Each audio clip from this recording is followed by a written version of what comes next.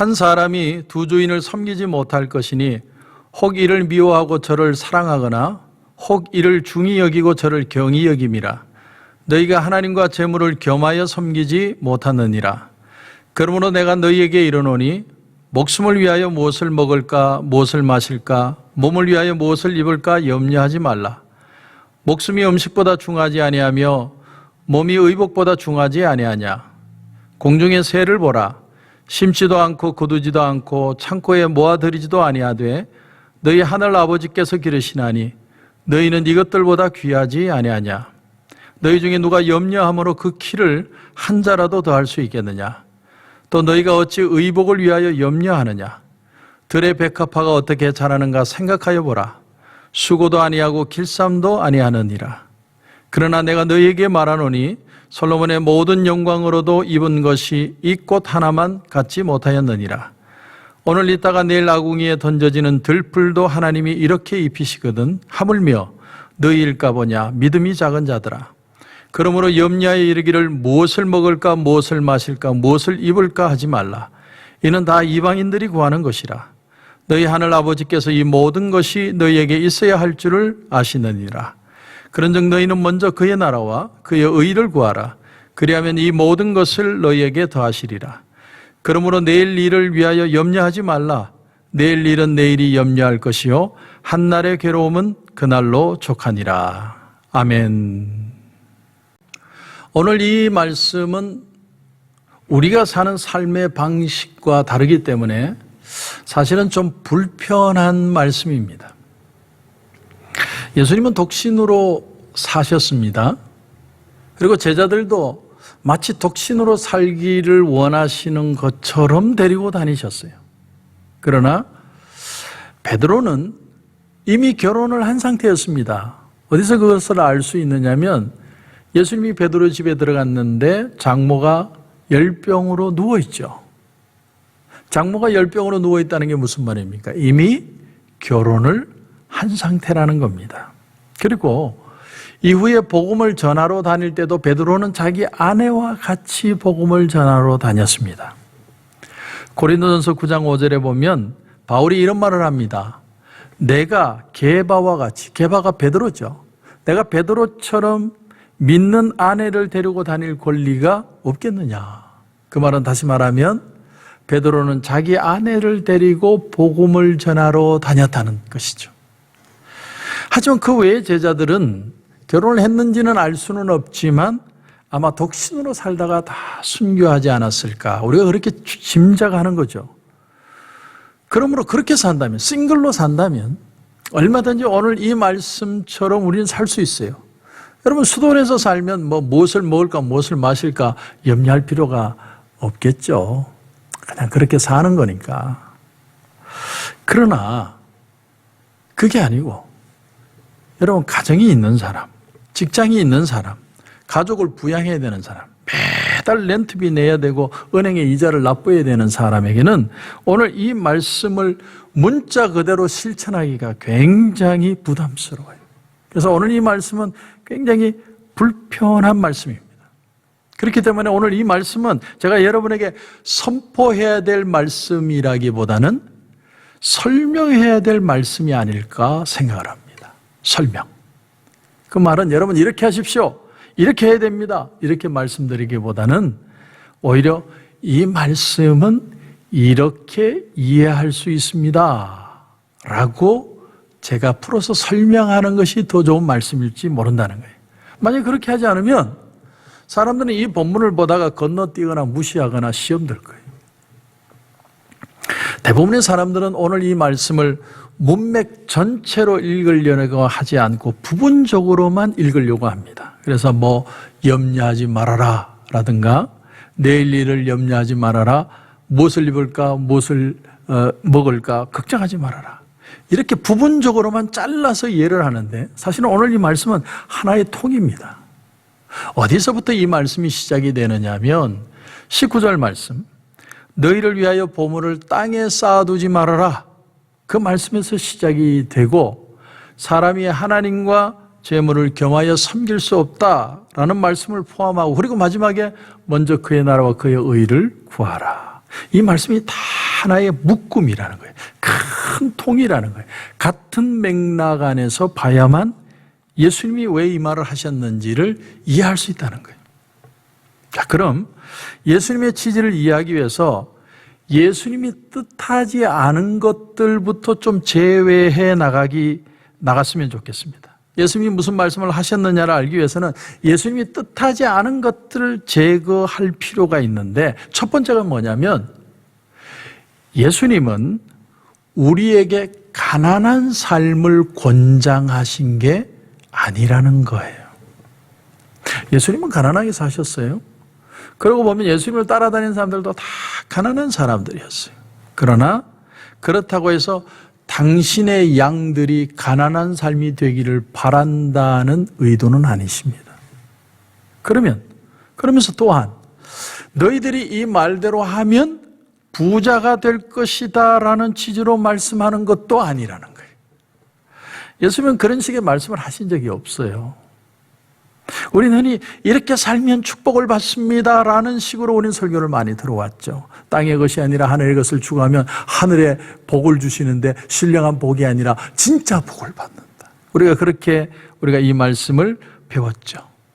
그러나 엄밀히 말하면 주님은 그런 식으로 가르치거나 그런 식으로 말하시는 게 아니라 신앙의 원리, 삶의 원리 차원에서 주님은 가르치고 계신다는 거예요. 우리가 어떤 원리를 가지고 이 세상을 신앙인으로 살아갈 것인가를 말씀하고 있다는 거예요.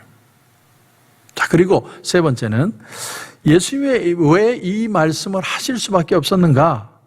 그 의도를 알려면 사람은요, 부자든 가난한 사람이 막론하고 사람은 다 땅의 보화를 쌓으려고 하고, 그리고 재물을 섬기는 건 아니지만 하나님과 재물을 겸하여 섬기려고 하는데 그걸 예수님은 싫어하고 반대하신다는 거예요. 여기서 이제 땅의 보화를 쌓는다는 것이 뭘 의미하는지를 여러분 잘 이해하셔야 됩니다. 제가 오늘 이 말씀은 설명을 하는 것이 더 필요하다고 생각합니다. 사람이 은행에 돈을 저금해 놓았다고 땅의 보화를 쌓는 건 아니에요.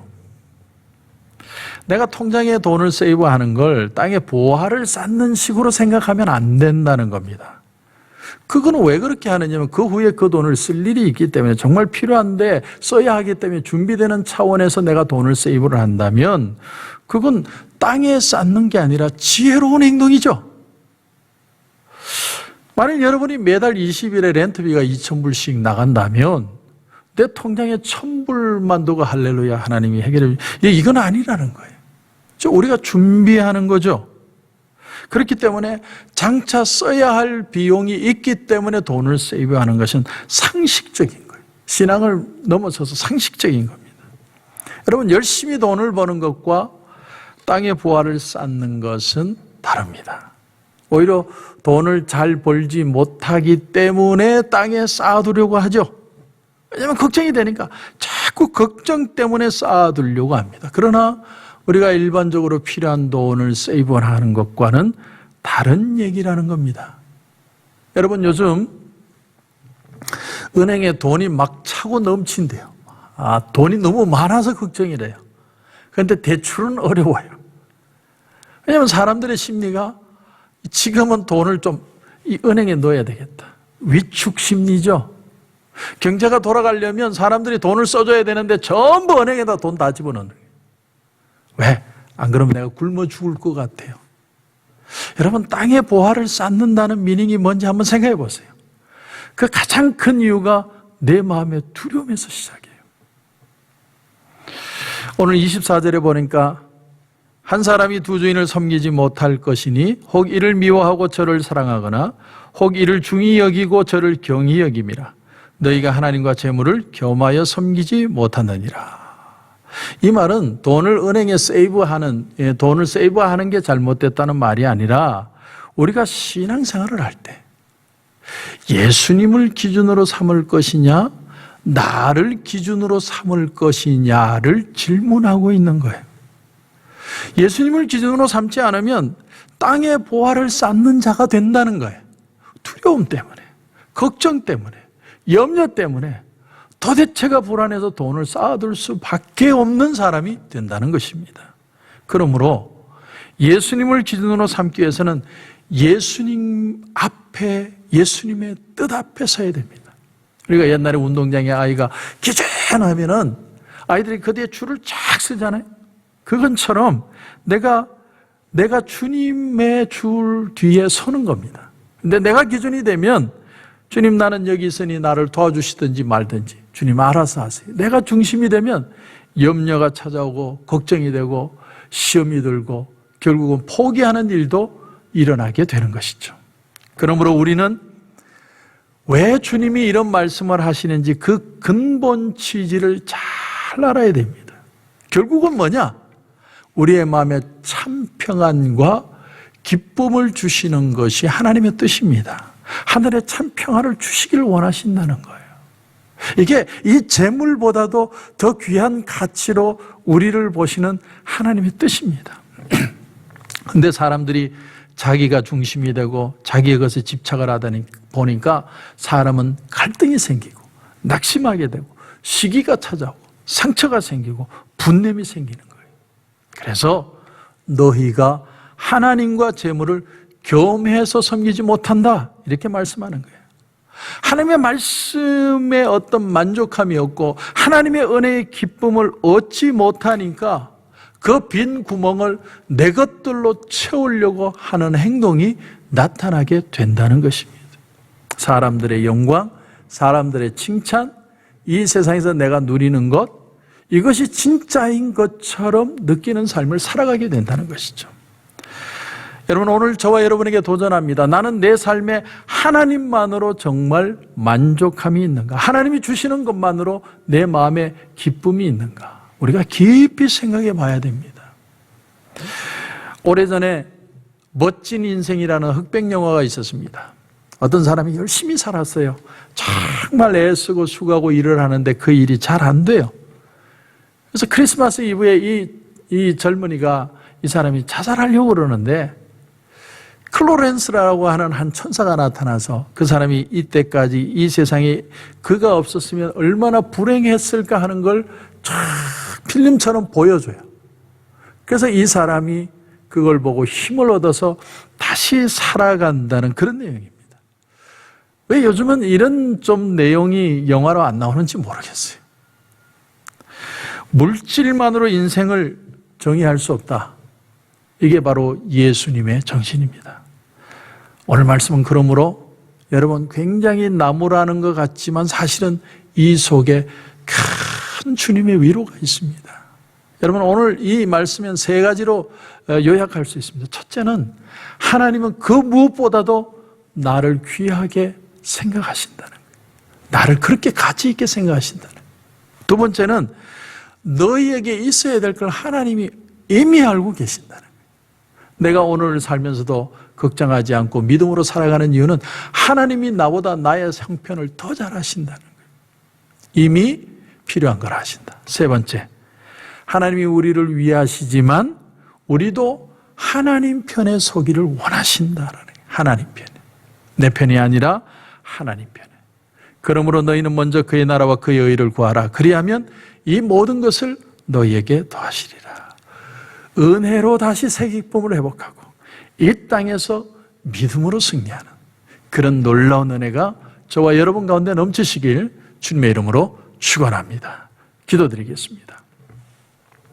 하나님, 은혜를 감사합니다. 오늘 이 말씀을 통해 참 불편한 말씀이지만 내가 내 삶의 중심인가, 내가 주님 줄에 서 있는지를 오늘 우리가 질문받습니다. 주님, 오늘 하루를 살면서 참 은혜 안의 평안, 은혜 안의 기쁨이 무엇인지를 다시 발견하게 하시고 나보다도 나를 더 잘 아시는 하나님께서 나의 형편을 아시고 나를 인도해 가실 줄 분명히 믿습니다. 그래서 주님의 은혜 안에서 승리하는 우리가 되게 하시고 주님의 은혜 안에서 회복되게 하시고 우리의 걱정과 염려를 주님께 맡기고 오늘 하루를 하나님이 주시는 평안으로 승리하는 하루가 되게 하여 주시옵소서. 주님 은혜 주실 줄 믿고 예수님의 이름으로 기도드립니다. 아멘.